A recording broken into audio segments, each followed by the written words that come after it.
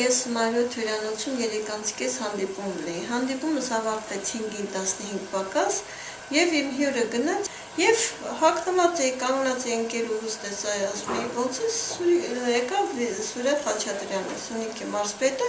ես որ ասեցի ստեսյուն, ինքը իրան թվաց երևի,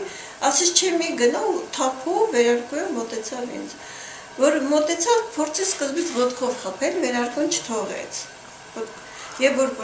վերարկուն չթողեց, ինքը գլխից ձեռքով խփեց, որ խփեց ընդ տղամարդիկ կային,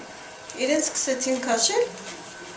ու նստացրեցին առանձին, ես գնացի հեռու, ուզում էի ոստիկանություն դիմել, բայց զանգահարեցի իմ փաստաբանին,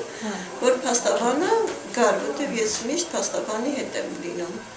Մինչև փաստաբանը գալը, ընկերուհիս ասեց լավ, գնանք տուն, արդեն շատ հուզված էի, ոչ թե ծեծը չէր կարևորը, վիրավորանքն էր ինձ համար, որ տղամարդը պետական պաշտոնյան կնոջ վրա չնայինք որպես գործարար, որպես կին նայինք, կնոջ վրա ձեռք բարձրացում։ Իսկ ոչինչ չասեց այդ ժամանակ։ Ընդհանրապես չէր խոսում։ Երբևէ այդպես ակտիվ գործունեություն կարծես չեք ծավալել, թե Հայաստանում չեք եղել։ Չէ, ես Հայաստանի առաջի 90 թվականներից բիզնեսի մեջ եմ, բայց նման դեպքերի չեմ հանդիպել։ Իսկ հիմա իմ բիզնեսը դրսում է։ Ես դրսում աշխատում եմ, այստեղ եմ ներդրում անում։ Իսկ այստեղից աշխատածները արտահանում են գումարները։ Հա, դրսում այս կներեք, էլի, ինչ բիզնես եք անում։ Հանքարդյունաբերության բիզնես եմ անում։ Ասում եմ, որ ջրաշխարհի սեփականատերն եք դուք, հա։ Չէ, ես ընդամենը կալաչի, երիցյանների հացը ես եմ գնել։ Շքեղ գործարան եմ կառուցում, շքեղ։ Շուտով բացումը կլինի, 1 ամսվա մեջ։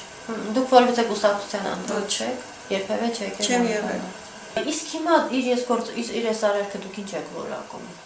Խուլիգանություն ինչ։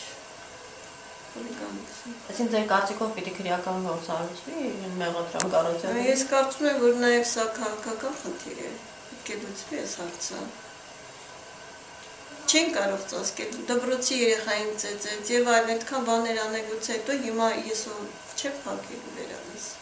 Այսինքն ինչպես եք դուք այդ հարցը։ Ես պայքարել եմ մինչև վերջ։